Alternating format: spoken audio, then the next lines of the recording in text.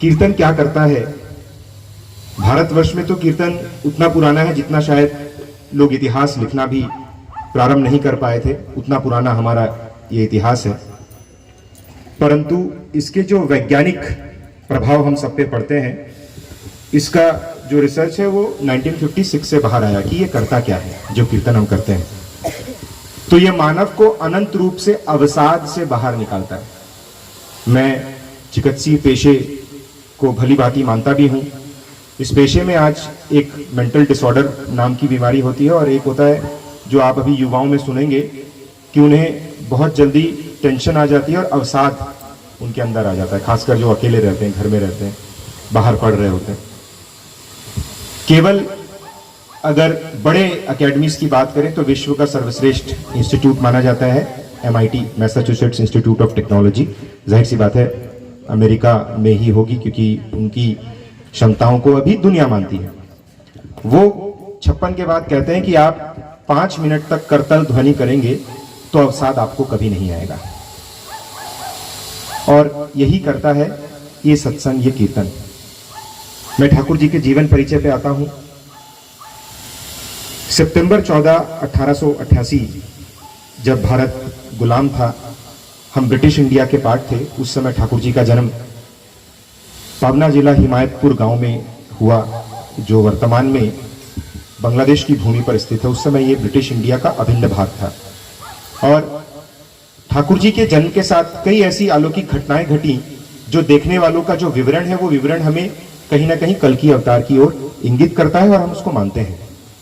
देखिए, कुछ कारण था कि हमारे वेद पुराणों में केवल 10 अवतार की बात कही गई, और उस 10 अवतारों में 9 अवतारों का वर्णन आपको पुराणों में भी मिलता है और ब्राह्मण ग्रंथों में भी मिलता है, जो हम पढ़ते हुए आए हैं।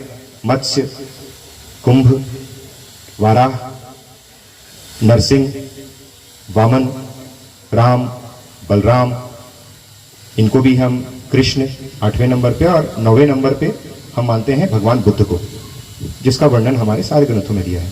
परंतु कल्कि अवतार के बारे में कोई विशिष्ट रूप से नहीं दिया गया, किसी नाम का उल्लेख नहीं किया गया।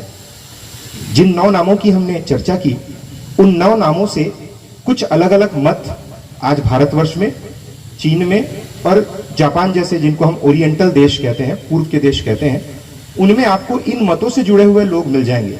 लेकिन इसकी जन्मभूमि एक ही रही, वो रहा हमारी मातृभूमि भारतवर्ष। और इस जन्मभूमि से केवल कल्कि अवतार के बारे में नहीं कहा गया। इसका कारण हमें कुछ पुराणों में ही मिलता है कि जब राजा परीक्षित, जिन्हें अंतिम राजा माना जाता है, जब उनकी मृत्यु हो रही थी, तो कलयुग ने यह कहा था कि आने वाला समय इतना भयावह होगा, एक पुरुषोत्तम और एक संहारक, एक संहार होने वाला दैत्य से काम नहीं चलेगा। कारण मैं हर व्यक्ति में घुस चुका हूं। केवल क्षणिक रूप से एक ही व्यक्ति के अंदर कोई रावण होगा, और अगर उसने अपनी इंद्रियों पर विजय पाई तो क्षणिक रूप से उसके अंदर एक राम होगा। यानी वो समय आने वाला था जब हम दैत्य के रूप में एक महान दैत्य को देखते और उसका संहार करने के लिए प्रभु इस धराधाम पर आते और उसका संहार होता और फिर से अच्छा दिन आ जाता। इस समय की तो कल्पना भी नहीं की गई। यानी आने वाले समय में हर एक मानव को उतना ही महत्व मिलना था जितना युग पुरुषोत्तम को पिछले कई कई युगों में मिला था।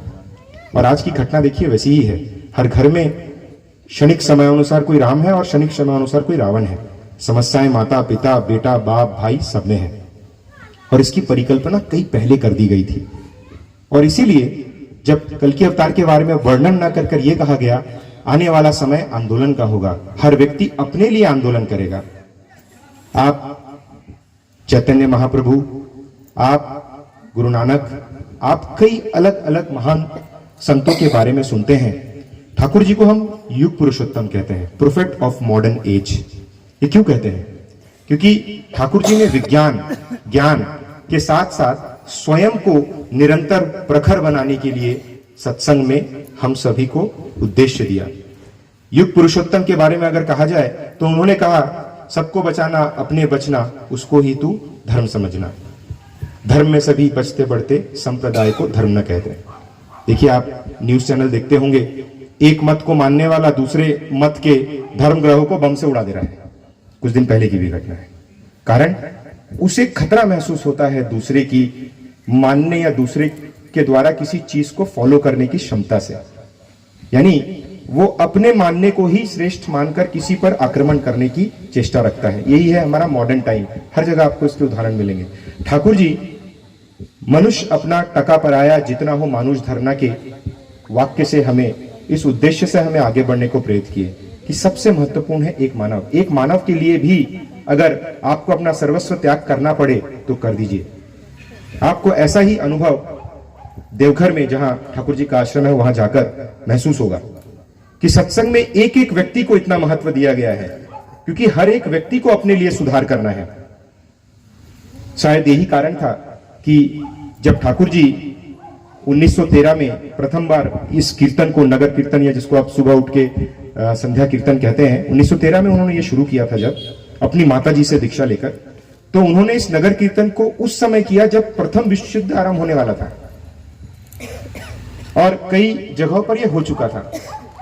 जो भी प्रथम विश्व युद्ध को पढ़े हैं 1914 से 1919 तक ये चला और इसमें जितने लोग मारे गए वो आज भी रिकॉर्ड है।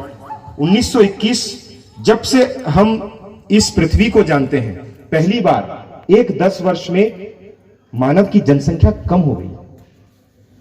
1911 के बाद जब 1921 में विश्व की जनसंख्या गिनी गई तो जनसंख्या कम हो चुकी थी। ऐसा आज तक के इतिहास में कभी नहीं हुआ।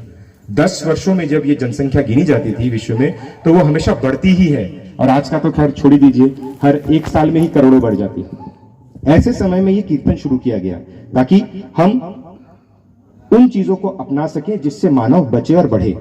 ठाकुर जी 5 महाव्रत हमें देकर गए, यजन, याजन, इष्टवृत्ति, शस्त्रनी, सदाचार। यजन और याजन में लोगों से सुनना और लोगों को उन बातों को साझा करना बताया गया जिसे किसी न किसी रूप में मानव का कल्याण होता है, और इस कल्याण के द्वारा व्यक्ति सुने माने ये अलग बात है, परंतु निरंतर चेष्टा करना इसमें कहा गया कि हमें निरंतर चेष्टा करनी है कि अगर मैं कुछ जानता हूं जिससे मेरे परिपार्श्विक का, आसपास के लोगों का भला हो सके तो वो मैं उसे निश्चित कहूंगा। इष्टविधि, हम सब अपने इष्ट को एक अर्घ्य चढ़ाते हैं, अर्घ्य चढ़ाते हैं जो हमारी क्षमता होती है। सुबह उठकर सबसे पहला काम जो हम करते हैं, अपने रात्रि वस्त्र को त्याग कर, बहुत कम समय इसमें लगता है, हम अपने इष्ट को अर्घ्य चढ़ाते हैं और इसका मूल उद्देश्य परिवार, परिपार्श्विक, देश, दश सबका कल्याण होता है, जो हमारी पुरातन परंपरा में भी था। छात्र सबसे पहले उठकर हाथ में जल लेकर एक अच्छे दिन की कल्पना करते थे। और शस्त्रनी, सदाचार, ये 2 चीज आपने कोरोना पीरियड में बहुत अच्छे से कर लिया है, सबने कर लिया है। जो हमारे पुरातन ग्रंथों में लिखे गए थे कि शरीर में नाक, कान, हाथ, इसमें जब हम अपने उंगलियों के माध्यम से उसको छूते हैं तो उस हाथ को जल से धोने की व्यवस्था की गई थी, कहा गया था। इसीलिए जितनी सभ्यताएं हैं वो नदी के पास थी ताकि पानी की कमी ना हो, और हम इस सदाचार को माने। किसी से बहुत करीब जाकर बात ना करें कि हमारे शब्दों के साथ जो हमारे मुंह से कुछ ऐसा उनको ना लग जाए, न थूक ना लग जाए, नाक की हवा ना लगे। अभी हमने महामारी में देखा कि इन सारी चीजों को जब डॉक्टर्स ने कहा कि इससे तुम मर जाओगे, तो उस डर से हम ये इस पुरातन सभ्यता में वापस आए। तो जो चीजें हमारे पूर्व महापुरुषों ने कह के गई, उन चीजों को इस कलयुग में, वर्तमान समय में अपनाकर हम जो बचने और बढ़ने की सनातन संस्कृति में आगे बढ़े, उसी का नाम है सत्संग। देखें, बड़े बड़े नाम जब ठाकुर जी को परीक्षा करने आए, उसमें से एक नाम मैं लूंगा, हेनरी फोर्ड। इसमें हम, चूंकि फोर्ड की कारें बिकती हैं, दुनिया की सबसे बड़ी कार बनाने वाली कंपनी थी, उन्होंने ठाकुर जी के को ये नाम दिया था, प्रॉफिट ऑफ मॉडर्न टाइम। इसका कारण यह था कि उनको ये लगता था कि भारतवर्ष में आडंबर और ब्लैक मैजिक होता है। और आप अंग्रेजों की किताब पढ़ेंगे तो उसमें लिखा है snake charmers, country of snake charmers. वो सपेरे जो बीन बजाकर सांप पकड़ते हैं, they are Indians, they belong to India. हमारी इस तरह की पृष्ठभूमि और आउटलुक उन लोगों ने बनाकर रखा था। लेकिन जब वो ठाकुर जी से मिलने आए, बात किए कि क्यों हमारे अंदर की चाह नहीं मरती, ठाकुर जी बोले चाह का डायरेक्शन गलत है।